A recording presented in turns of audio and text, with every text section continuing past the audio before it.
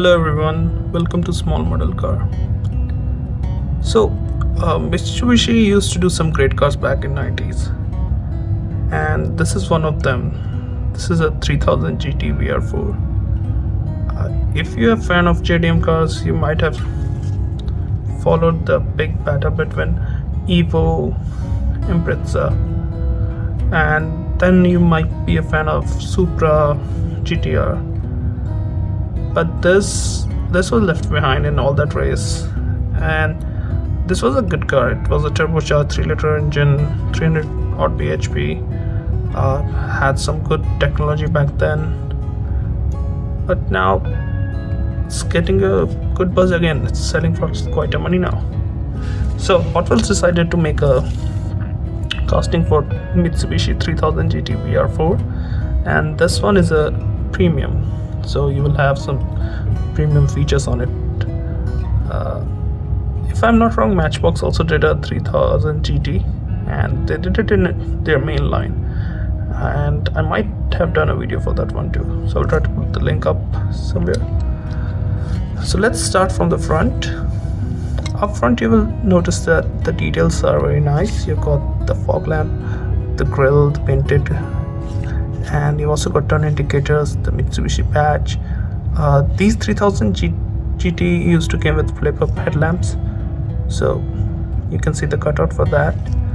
These are front engines, so you also have vents here, and turbocharged, so they need more air through the vent for cooling.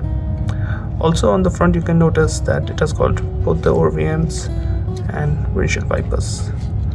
Now this one is a left-hand drive, and you can get it in left-hand drive and right-hand drive too. So this one is a left-hand drive, so this is the driver's side. Being a premium, you will notice it has got different wheels and rubber tires, so you can notice from the side. Now talk about the casting. The other thing you will notice, it has also got vents here, and the door handle is here, and Hotwheels has done a nice job to mimic the actual door handle. It was very different back in 90s. It's like every other manufacturer was trying to do something different.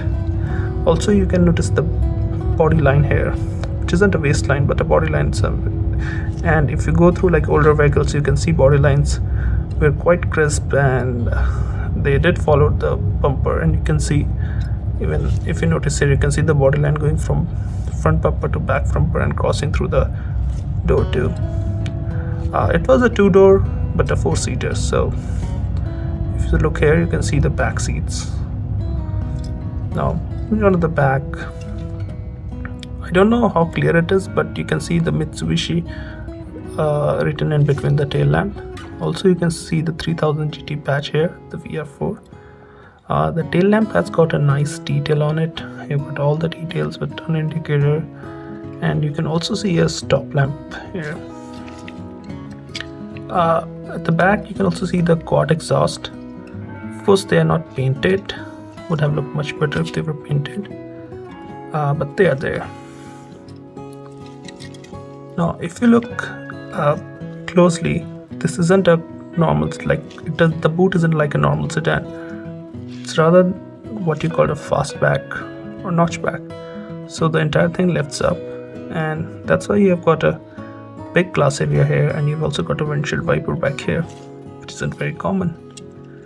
Now moving on to the passenger side, the biggest difference from the driver's side is the fuel filler cap. So that's what you don't have on the other side. So back in the day, it was very common for JDM to have 2 to 4-seater cars. That's what it's following up. Being a premium, I would say it's a nice casting, and anytime if you get a 90s JDM in a Hot Wheel premium range, it's always a good thing to have in your collection, because these are very rare compared to other casting. Like you can get random casting from American cars from a long time, but JDM, I think it's been coming from last few years that Hot Wheels has started doing JDM cars. So overall I like the paint job. It's a nice paint, a very good casting.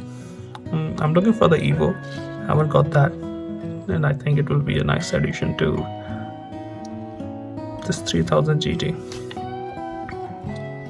So let me know what do you think about this car. Oh yeah, before I leave, if you can look, the interior is also trying to mimic it very correctly. You have got the 3 tiles, which is very like common in the older JDM cars. So you can see those 3 tiles here. Yeah, and those are slightly tilted toward the driver to be more driver centric rather than just being straight.